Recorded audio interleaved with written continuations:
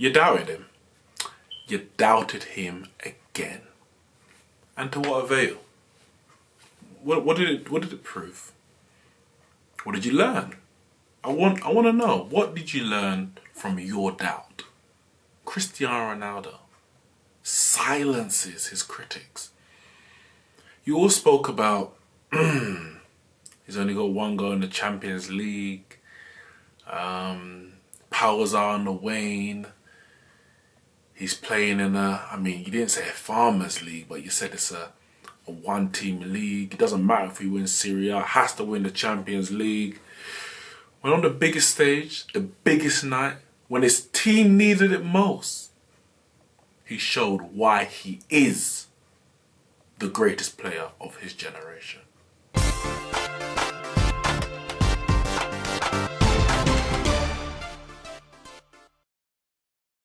Yes, Juventus are through 2-0 down from the first leg at Atletico Madrid, coming back home, and they won it in dramatic style somewhat, 3-0 at home. Of course, it was Ronaldo, the one to win it for them, getting that hat-trick, brings in level with Lionel Messi with the most hat-tricks in Champions League history. Of course, he's the leading goal scorer, leading assist maker, among other statistics. He has shown why this competition is his playground. It literally is his playground. He loves it more than anything else. He rises to the occasion. If there's one thing that man does when it comes to the big game, he's there. He guarantee he's gonna be there, and he doesn't shy away from it.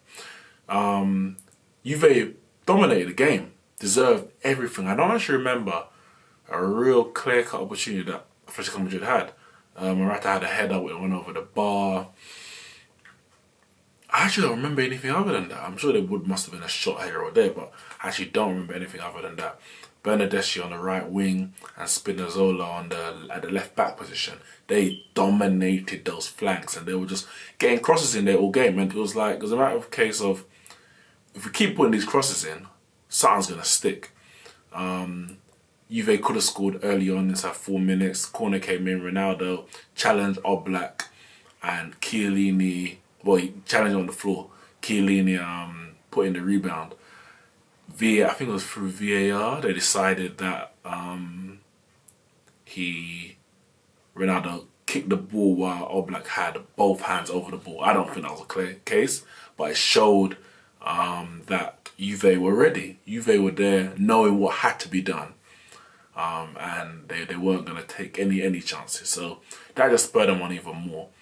First goal came from Cristiano Ronaldo, cross from the left, and he popped up at the back post, rising above one friend, header past Oblak 1-0. And he's rousing the crowd.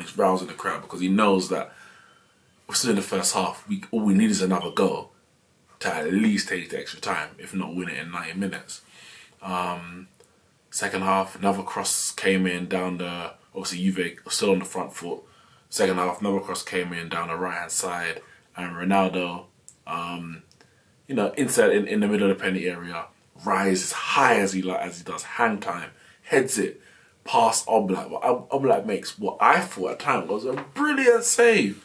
I was thinking, what a save. And we know Oblak can do this. As he saved it, Ronaldo's fighting for the rebound to try and score. It gets blocked and I think cleared. And then Ronaldo and everyone starts appealing for the penalty. Of course, the ball's still in place, so you're fighting. But the referee, goal line technology, points to his watch, 2-0, 2-2 on aggregate. And the game, you could say it's even, it's in the balance. But in reality, it's Juve's to lose. They're at home, they're in the ascendancy, they're the better side. It's theirs to lose at that point. But lose it, they did not. Made a few changes, brought in Dybala for Spinazzola, which surprised me somewhat actually, because he was having a very good game. I think it's actually his first Champions League game, so maybe that was a factor. He was bombing up that flank all game, so tiredness could have been an issue as well. And yes, and Carrera. Oh, sorry. Carrera made a foul in the area, and if I'm correct, think it was Bernardeschi, tripped over his own foot, but I don't think that's what actually took him fully down. I think it made him stumble a bit, but then Carrera pushed him in the back. It was such a stupid error. Because he was just running across the box. Yes, he made a run into the box, but he was running across the area. He was really in that position. He wasn't in much danger of scoring. Yes, he could have maybe provided an opportunity for someone, but to make a stupid push so late in the game as well. What, 86th minute, Ronaldo stepped up? Foolish. Handed the game at that point to Juve on the plate. Ronaldo there to make history once again. Steps up, and I don't think there was any nerves. It was just an air of confidence to say, yep, this is it. This is my moment. And he, at that point, did this trademark celebration. He hadn't pulled it out for the first 2 goals. He's pointing to said, this is my ground. Trademark celebration, hat-trick, Juve through. My favourites for the Champions League from the outset. After the first leg, I had a bit of a wobble. I was thinking, oh, maybe they're going out. I might have to pick a new favourite. But they've proved and shown why I think they are the favourite, because they've reached Champions League finals, what, 3? 2 in the last 5 years, or 3 in the last 5 years, something along those lines, and they haven't been able to get over the line. But they brought Cristiano Ronaldo for that specific purpose, to get over the line. He was actually one of the reasons why they haven't won it in the last few years, because he beat them in the semis and the finals in the last 2 Champions League campaigns. But he's on their side now. His old side, Real Madrid, are out. PSG are out. Bayern are playing Liverpool. So there's one of those teams are going to have to go out. So as for everyone in the competition, the draw is opening up, and who they draw in the next round is going to be very crucial. You might class the easy draw, the likes of Porto, Ajax, Spurs, that can see what you might think is a comfortable path into the semi-finals at least, if not the final itself. But Juve definitely, especially after that win, have to be considered, reconsidered, spoken about as one of the favourites, if not the favourites. Arguably, they've got the best player left in the tournament.